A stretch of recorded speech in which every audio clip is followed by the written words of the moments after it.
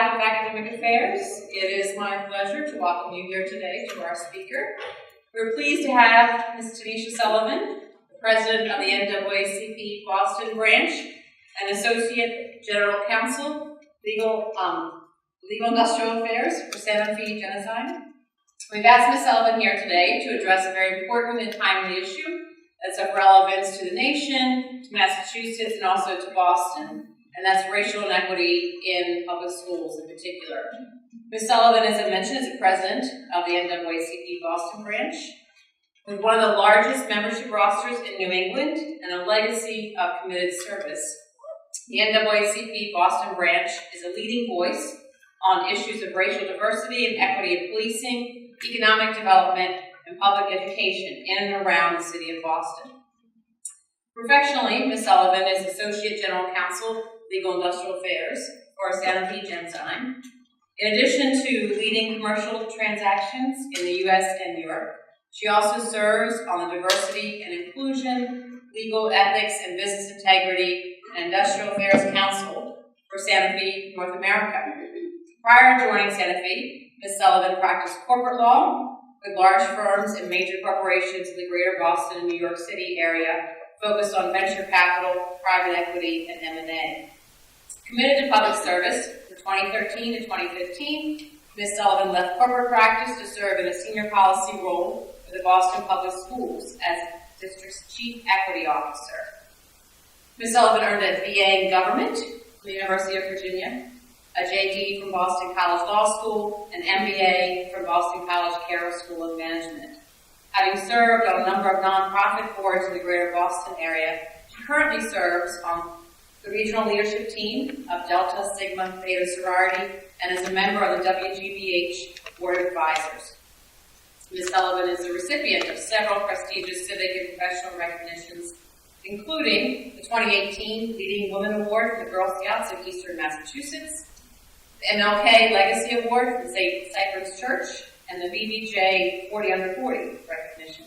So please join me in welcoming Ms. Sullivan to Newberry College.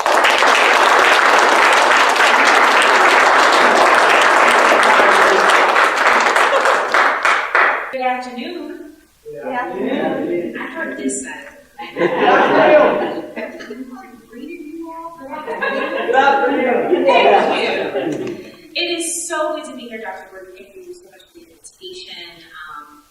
And I appreciate you all showing up on a Thursday afternoon for what I hope will be an exciting conversation.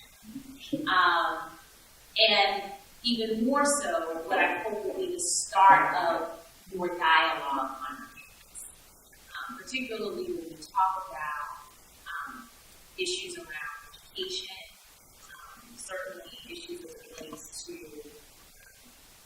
race, class.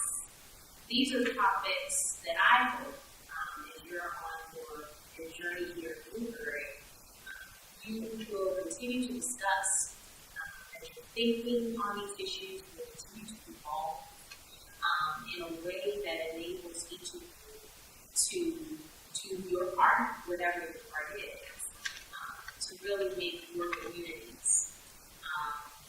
And I start with community because it's always about what you can do with the good and spirit of the community.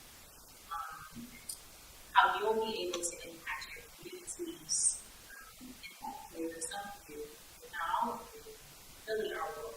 And I can say that in 2018, and really mean it, and it's not laughable. I was BBJ 40 Under 40 10 years ago. So, when I was sitting in seats like yours, we didn't have the resources, tools, and access readily available to us to transform the world in a moment for some of you, as you do today. So that's a very real possibility. I do want to share a little bit more with you about who I am and why I do this work. So as you heard, I'm a corporate lawyer by training. And most people say, well, how does a corporate lawyer do one that works in the biotech, science, do this social justice, civil rights work, this racial justice advocacy. And all this can be, I think it's a perfect marriage, because when you think about the science that goes into the biotech space, research and development, really the work that we do, that my company does, and many like it are doing, it's all about looking at complex problems, complex challenges, and searching for solutions from within. The biotech space is all about, how can we use what God has given us, what the earth has given us, what nature has given us, to solve very complex, stagnant problems. And when I think about racial justice, racial equality, the work in this space, I truly do believe that for as large of a challenge it may be for us to be racism, that we have a leader amongst us, each and every one of us, to actually solve the problems related to racism. I believe that we need only look within, whether it's within ourselves or within our immediate communities or neighborhoods, to solve these challenges. So for me, it's like a perfect marriage. I like to look to the sciences as a source of hope, quite frankly, when it comes to these issues. So the NAACP. The NAACP was founded in 1909, and it was founded out of the anti-lynching. What is one of the most notable things about the NAACP is that while it was founded as an anti-racial discrimination organization, it was primarily founded by white abolitionists working with Black folks. So it was and still is, a multiracial, multicultural organization from the founded in 1909. The Boston branch is actually the first charter branch of the association. The Boston branch was founded in 1911 and received its physical charter in 1912 at the Park Street Church downtown. The Boston branch, multiracial, multicultural branch of this association. And from the very beginning, the commitment was that we would work, if we work together in our fight against racism in this country, that together we could actually do some progress. And that work continues today. Our focus has been historically in the education space. We're going to watch a little bit of that if you all read. Hopefully, for those of you who also that little taste of perhaps what our involvement made about desegregation here in the city of Boston, the education space, and in the economic equality space, as well as criminal justice, specifically criminal justice reform. Education, economic equality, and criminal justice reform. Those themes should actually ring true for some of you, if not all of you who read All Souls, because those themes were woven throughout that book. Regardless of what race you are in this country, all of us are just seeking to live free, right? To have the opportunity to care for ourselves and our families in a meaningful way, right? And to be able to live up to our full potential. And it all ties back to education, economic equality, access and equality, and criminal justice. So before I really get started, I do want to show the clip. But I want to, I'm going to stay here. Before I show the clip, there are three things that I want you to keep in mind, because we are going to have a conversation. I want you to keep in mind, people, our voices, and leadership. The people, our voices, and leadership. Okay? So you've read All Souls. That has given you one kind of lens as it relates to school desegregation here in the city of Boston. I want to show a clip. This is an hour clip. We're not doing an hour. We're doing about 15, 20 minutes. Okay? I just want to give you a flavor through a different lens. Okay?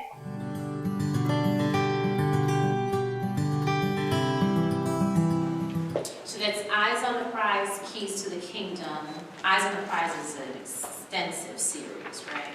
I'm sure you all have seen excerpts of it. This is part 13. There's more to the story, but I wanted to just give you all just a short glimpse of school desegregation in Boston from another lens, right? To kind of add to what you've seen, what you've read in All Souls.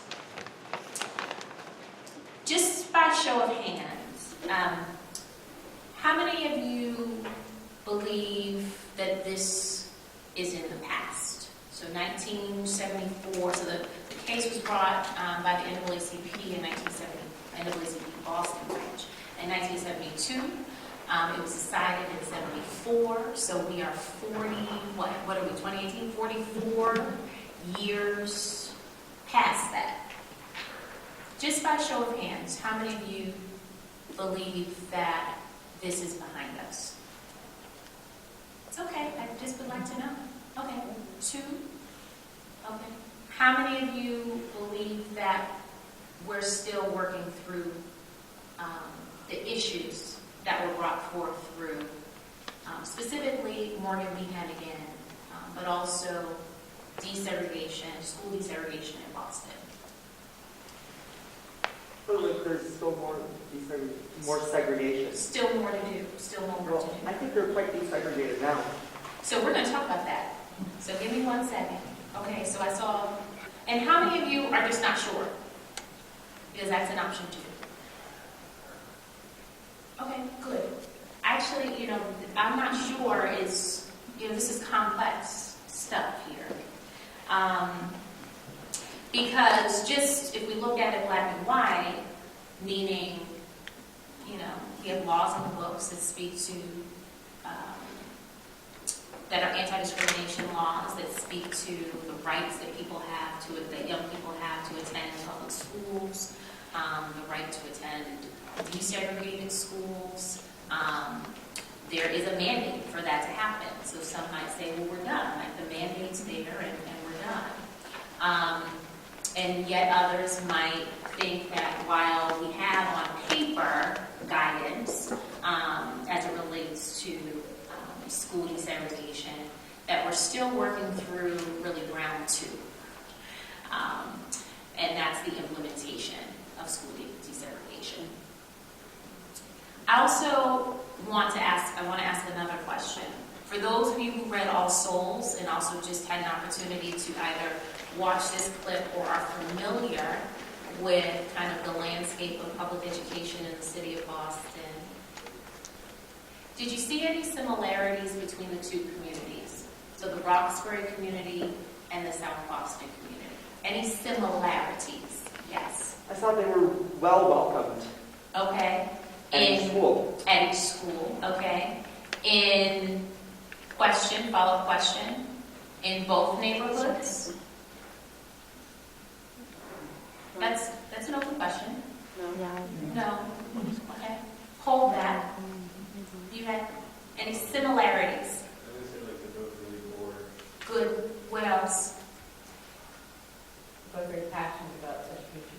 Passionate about education. Great. What else? Yeah. There's more. Yes. Also worried about their kids, but in different ways. Different ways. What do you mean? Like the parents from Roxbury were worried about their kids going to South Boston and getting hurt, whereas the parents from South Boston thought that their students weren't going to be taught as well, also that they were just going to be not treated the way that the white parents thought they should be. Okay, good. What else? Similarities. When we talk about race, I like to start with similarities. We've got two neighborhoods. For those of you who are not from this area, and as I walked around, many of you are not, which is it's like amazing to me. Yes? Just in terms of similarities, neither had a choice necessarily. There were efforts to, end segregation, but the way it was implemented, the busing as a remedy, was not a choice that either side. Through the conversations that the mayor had, it seemed that they were only with white parents opposed to busing, but it seemed like this conversation should have happened before the remedy was put in place. To try to figure out what that would be, yeah. Was it only white parents who were Indeed. surprised about the solution? No, yeah, both were concerned. Both saw it as potentially dangerous, maybe disastrous. Yes, and all good points. So what I want to share with you all about Boston is that we pride ourselves here on our neighborhoods. Neighborhoods are like family in Boston. Neighborhoods, if you're from Brighton, you're from Brighton. People ask you where you're from. You don't say Boston, you usually say Brighton. People ask you where you're from. Charlestown. I'm from Roxbury. I'm from Dorchester. What part? Okay? Neighborhoods play just a critical role in the lives of the people, the residents of the city of Boston, then and now. Okay? So when you talk about busing, which was the remedy to what was really segregated schools. Segregated schools in the city of Boston was not unlike segregated schools anywhere else in the country. The reality was that racially segregated schools meant, in most instances, that Black children did not have equal access to the resources that white children had in schools, okay? Which did have an impact on the education they were receiving. The solution to desegregation in Boston, in many other parts of the country, was busing. Was basically to say, and this is it, I want you to catch this, which was basically to say, no longer in the city of Boston would we have neighborhood schools, right? No longer. How many of you grew up in neighborhoods where you could walk to school? Yeah? Okay, good. I did too. I didn't, but I did. Right? No longer would we have neighborhood schools where children could walk to school, where children would go to school with their neighbors, the same kids you played, Little League with were the same kids that you went to school with, right? No longer would we do that. We were going to desegregate our schools by busing children from neighborhood to neighborhood. And so the story that's often not told is that it was just as shocking to the Black community as it was to the white community. Because at that point it was, yes, race played a role, but even more so it was like, we have to leave our neighborhood? We have to leave our block? Where's the safety? This is family. Did you hear that theme in All Souls? Right? So there was very real fear that came from that. Both Black and white communities. The other piece is, from a similarity standpoint, is the poverty. Boston is an incredibly diverse city, then and now, not just racially and ethnically, and culturally, but also along economic lines. We have today very deep economic equality gaps. Okay. And what's interesting about desegregation at this point in time is that where we saw the pressure points were in the neighborhoods in the city of Boston that were struggling most with poverty. Southie, at that point in time, I know you all probably don't believe it now, because now it's like, can anybody live there? But Southie, that day and age, was very much so a neighborhood. It was a working class neighborhood. You all read the book. Working class neighborhood. People were working 2-3 jobs to make ends meet. There was significant violence in Southie at that point in time, largely because of economic factors. Look, people are just trying to survive, trying to make ends meet, and so decisions get made in order to make that happen, and sometimes they're not legal decisions. This is a white neighborhood, okay? Southie, Charlestown, same thing. Roxbury, again, deep poverty, okay? Folk just trying to make it. Blue-collar folk, middle-class folk, just trying to make it, okay? And it is no coincidence that the boiling point for school desegregation in the city of Boston would involve these neighborhoods because of the role that economics plays, right? When we talk about class, and specifically when we're talking about communities and people who are trying their best to take care of their families, there's also a fear of loss when it comes to resources, right? There's a fear of loss on the part of those living in Southie that, oh my God, like, yes, we have some resources, but if we've got other people coming in, then they're going to be taking our scarce resources. What does it mean for our children? And then you have families in Roxbury that are saying, look, we just want something for our kids. And if our kids have to get on buses and drive clear across town to get it, then we're willing to do that. Okay? So the class piece definitely plays a role. Similarities. I think it's helpful when we talk about racism to start with similarities, because at the end of the day, I firmly believe that we are all humans, right? And as humans, we all want the same things. We want to be respected, we want to be loved, we want to live free, we want the opportunity to take care of ourselves and our families. And that drives many of our decisions. And I believe that when we talk about the elimination of racism, if we start with our similarities, then hopefully I can see the humanity in you and you can see the humanity in me, and we can figure out solutions to some of the problems that we have. I also want to ask another question about, because I told you to think about people, voice, and leadership. How did you see, not only in the clip, but also in the book, and I'd like for you, this is where I'm not a professor, but I'm going to put on my professorial hat. I would like for you to give me a reference point on this, okay, at least one. How did you see people, neighbors, residents, using their voices for a common purpose, either in the book or in the clip? You get extra points if you reference the book. Yes. Which part of the book were you saying? Any part, all souls. And it also says like how Michael works on the case of false crimes, Okay.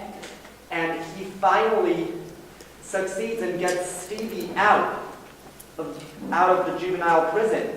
And so he's done his sentence but committed no crime. Mm-hmm. That's what I'm saying about Stevie. Yeah. So someone using their voice would be Michael using his voice to help his brother. That's in right. this instance. Good. Other examples. Great. You read the book. Another reference point. You see, your professors are like, turn around and like, come on now. You give me something. Yes. Okay, so like mine is like part of the video. Okay. Like I don't remember the name, but that was it like that lady was she like a communist lady or something like that? I'm like kind of blanking out who she was. Which one was she? Was it the white woman, black yeah, woman? It was like when they were like talking in like that like off like that like city council meeting. So the woman who's chairing? Yeah. Louise Day Hicks. Yeah, and then who was that white lady? Louise Day Hicks? Yeah, and then how do you see people using their voice for common purpose? Either in the book or in the video clip. And I'm not qualifying it by saying whether it's good or bad. I'm just asking a general question. It's to try to make a point, which is not really helping.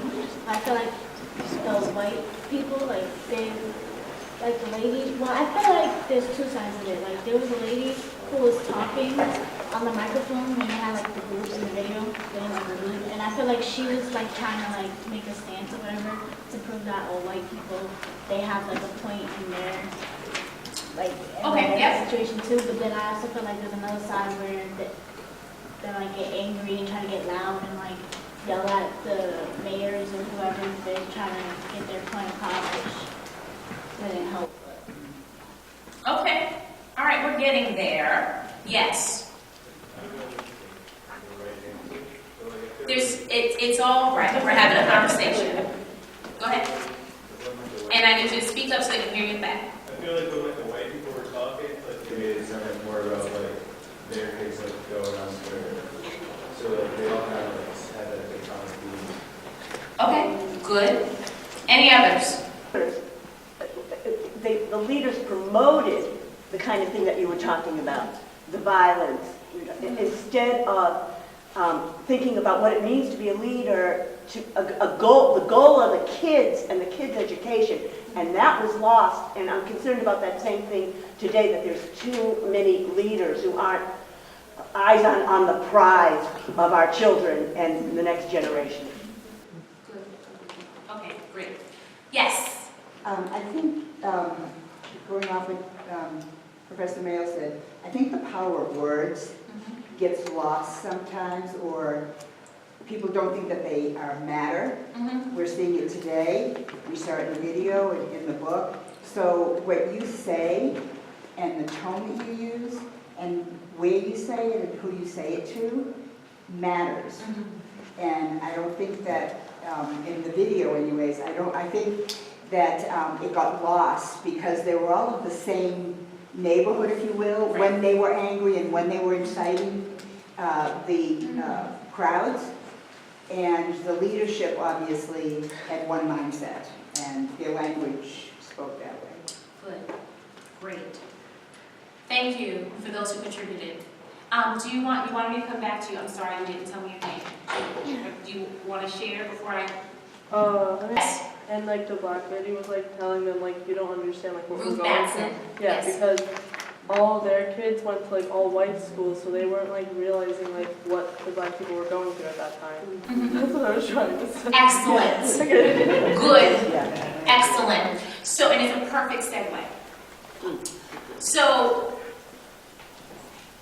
today, the Boston branch of the NAACP, our focus, our areas of focus are on economic access and opportunity, accountability in public education, criminal justice reform, voting rights and access, and the elimination of health disparities.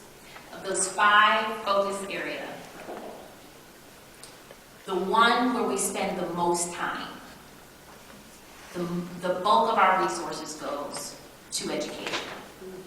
Specifically around, as it relates to policy within the Boston Public Schools and its impact on racial equality. I can tell you today that the work relative to school desegregation in the city of Boston continues. the work relative to racial equity in the Boston Public Schools continues today. In fact, in 2013, so 1974, you saw our city just torn apart by desegregation, specifically, I should say to be more specific, by busing. And for nearly 40 years, our city has tried to figure out how to untangle itself from busing. And in 2013, the Boston Public Schools School Committee passed a policy that, in essence, in a nutshell, put the wheels in motion for student assignments, so how kids were assigned to schools, to go back to neighborhood schools. Okay, so pre-busing, all right? And this policy was implemented in 2014, into 2014-2015.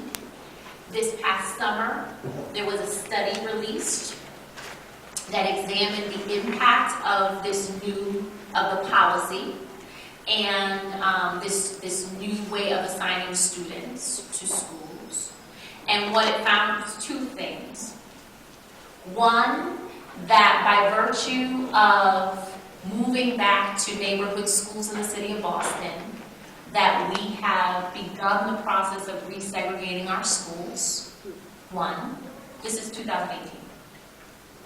And two, that Black students and Latinx students were less likely to receive access to what we call them quality schools, meaning schools that are higher performing. Black students and Latinx students were less likely to receive access to these higher performing schools than white students by virtue of this policy. That's 2018.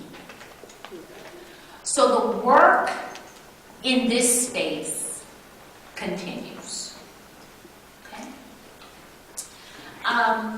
For our part as an organization, when it comes to racial equality in education, specifically in education, we are very mindful of the intersection of race and class. We are mindful that while class plays a role in the type of quality school that a young person, or type of quality education that a young person may have access to, whether that means that they're going to a neighborhood school today, or they're going to a private school, right? Because some people can opt out. A private school, a parochial school, or here in the Commonwealth of Massachusetts, we have a program called METCO. Any of you from Boston go to METCO? METCO? No? Okay. You all almost did that. You did. METCO, which allows students from the city of Boston to be bused to neighborhoods, to neighboring cities and towns, to go to school. While we focus on class as an organization and recognize that the role that class plays in all of this, we are absolutely mindful that race, irrespective of class, continues to be a determining factor in whether a young person will have access to a quality education in the city of Boston. The data tells us that. It's not just how I think, not just what I think, it's not just what I feel, it's what the data tells us. The data tells us that Black and Latinx students are more likely to drop out of school, Boston Public Schools. They're more likely to be retained in a grade. They're more likely to receive an underperforming rating on standardized tests. Okay? That being said, it is our fundamental belief that the challenge is not with the students. It's our fundamental belief that when it comes to education, we're still in the same fight in 2018 that we were in 1972, pre-Morgan v. Hennigan, which is the school desegregation case. It's our belief that even with busing, even with busing, that the resources that are available to students within our public schools is just simply not enough. And that the resources that could be going into our schools is not there because of, I'll be gentle, unconscious bias on the part of lawmakers and decision makers. Because let me tell you what happened when deseg happened, okay? So we have desegregation. We have, at that point in time, the BPS was majority white students, okay? It was about 60-70% white students, okay? And about 25% black students, okay? In 1974, when the order came down. Today, the Boston Public Schools is 83% students of color. What happened is that white families pulled their kids out of BPS. And so too went the resources. Okay? So we had a school system that was left where basically the city as a whole decided that the city as a whole was not going to participate in it. And we had white families pulling out, which meant white families with resources, because you know the white children who were left in the district were, for the most part, children whose families could not afford to send them to private schools, parochial schools. This is the intersection of class and race. So today, we still, as we look at these issues in public education, specifically in the Boston Public Schools, we continue to wrestle with challenges around, as it relates to class, race, and their intersection in public education. For our work, what we've learned is that we can't go it alone. And this is kind of, one of the things whenever you're working on in kind of the anti-racism space that I think is important to keep in mind. You cannot go it alone. This is not just an issue or a challenge for people of color, for black people, Latinx people, people of Asian descent. This is a challenge for all of us. And so in 2018, I will tell you that I do believe we're making progress. We still have a long way to go. But we're making progress because we're being very intentional about the partnerships that we're building, the collaborations that are being forged. Today, the NAACP, we work very closely with parent organizations. We work closely with our teachers' unions. We work closely with advocacy organizations that, quite frankly, we weren't working with before. Advocacy organizations that are primarily driven by white parents, as closely as we're working with advocacy organizations that are led by people of color. And that's making a difference. And so when you think about anti-racism work, if any of you are interested in anti-racism work and trying to untangle the challenges that come with racism, I encourage you to think about who you're working with. The other piece is that there has been, since 2017, there's been quite an awakening in this country about racism and anti-racism specifically. And so there are a lot of people who are now interested in being what we call allies in the work. People want to know, what can I do? One of the questions I get asked frequently is, what is the role of an ally? What is appropriate for an ally to do? Allies are people who provide support to individuals or groups of individuals that they don't necessarily identify with, right? So you might see white people doing anti-racism work, like some of the founders of the NAACP. White people doing anti-racism work. So they're not necessarily directly impacted by the racism, but they want to be helpful. I think there are two things in particular to keep in mind when working with allies and if you want to be an ally. One is the importance of having empathy. Okay. Empathy. Being able to connect with someone else's pain, right? Without you yourself having to experience it. Okay. The other is humility. I think the temptation, particularly for those of us who have the privilege of sitting in institutions like Newburgh College, I think the temptation can be to believe that we have the answers because we are the educated ones, right? We're the well-studied, okay? And so, problem, I got the solution. In anti-racism work in 2018, I think it's particularly important for all of us, but even more so allies, to come to the work with a level of, with more humility than we have in the past. Why is that important?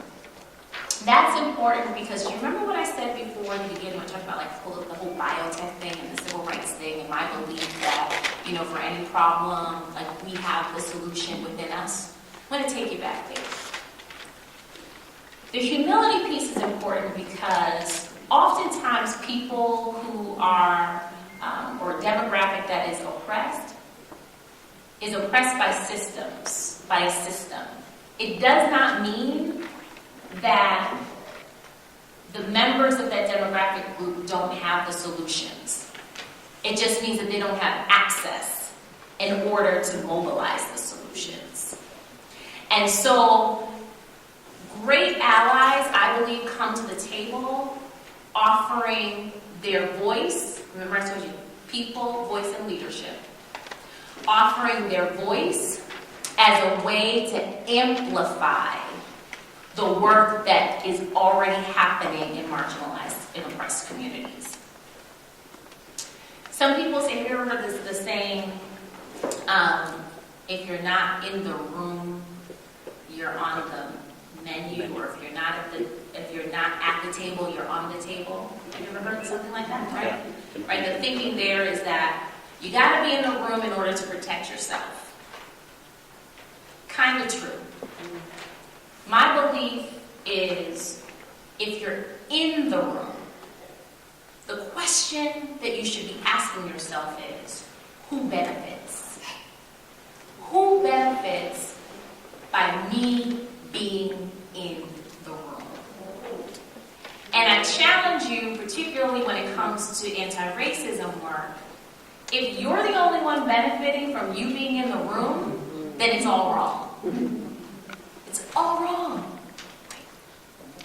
You being in the room should mean that you're opening the door for other people.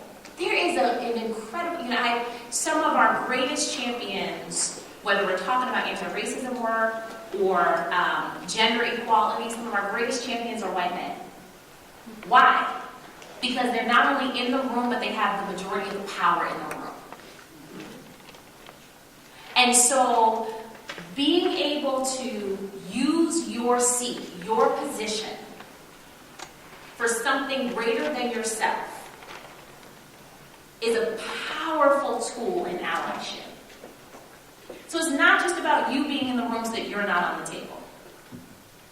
I want to know that you're in the room, and when you walk in the room, people know that you're opening doors for other people. That you're pulling other people up and in. And not so that you can speak on their behalf, but so that they can hold the mic themselves. Empathy and humility. The leadership point. And that speaks to voice. Okay? The leadership point. Absolutely. Did you hear, I think it was Deputy Mayor Kiley. He talked about how the business, like everybody left the issue. Nobody wanted to touch racism. Nobody wanted to touch desegregation. It was a hot potato. And so you had business leaders, you had people in academia, you had elected officials, all people tapping out saying, not my problem. I'm not getting involved. Bystanders. Bystanders. And the people who were in pain, both in Southie and, well, not both, in Southie, in Charlestown, and Roxbury, the people in pain were left to figure it out themselves. Leadership matters. It mattered then, it was absent. It matters now, and there are some voids. There are voids in leadership today, specifically on issues of equality, racial equality, gender equality, LGBTQ equality, immigration, a myriad of issues where we have leadership vacuums. Each of you has the potential to help fill that gap. Each of you has the potential to help fill that gap. So when you think about All Souls, and again, I wanted to introduce another narrative, it's important to keep in mind, and this is a life lesson, people are people. Simple. We all want the same thing. So when people resort to violence, or they go to their separate corners, I got my people, you got your people. We're all trying to protect something. Leaders see the gap, they see the vacuum, and they figure out a way to bring those people together.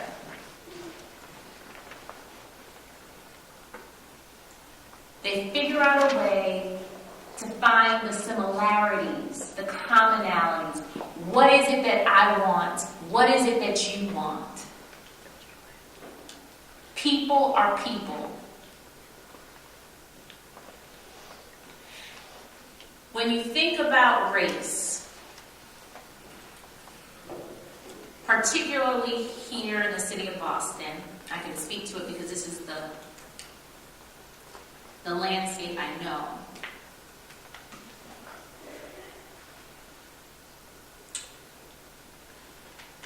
We absolutely have what we need in order to solve the problems we face. Do you remember Louise Day Hicks? She said, there's not a problem with racially imbalanced schools.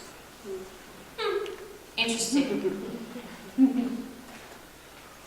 The Black community was saying, look, like, we just need paper and pencils. Like, we don't even have basics.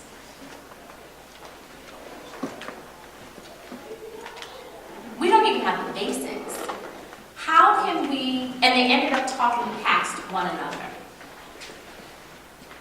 In the city of Boston, we're still working through that very challenge. How can we start speaking with one another, dialoguing with one another, and stop talking past one another? On your campuses, that too is going to be one of your challenges. Because whether you're talking about race, or you're talking about gender, or you're talking about LGBTQ equality, transgender rights, that's hot right now in the Commonwealth. I hope you're all voting on November 6th. Okay? How do we find the similarities, the commonalities amongst us, so that we can help to bridge the divides that exist. Believing that we have everything we need within us individually and among us as a collective to solve these challenges. So I hope that for those of you who did not read the book, I hope you read the book. Because I do think it's an interesting narrative on not just race. I think it's an interesting narrative on family, right? Loyalty, just being. I do hope you read it. And also Eyes on the Prize, as I mentioned, you saw a clip of it. I hope that you will also just take the opportunity to see more, particularly for those of you who are not from the city of Boston or from the greater Boston area. I think that it helps to provide a nice narrative of kind of where we've been historically as a city, as a region, and might help to explain some of the things that you might see while you're here. You might be a little confused. There's history to back up why we are the way we are. So again, I do want to thank you for allowing me to be here. I do want to thank you for your attentiveness, for your participation, and I do want to encourage you to continue the conversations and in your small groups, whether they're formalized with professors or just amongst yourselves. I encourage you to continue the dialogue. So thank you.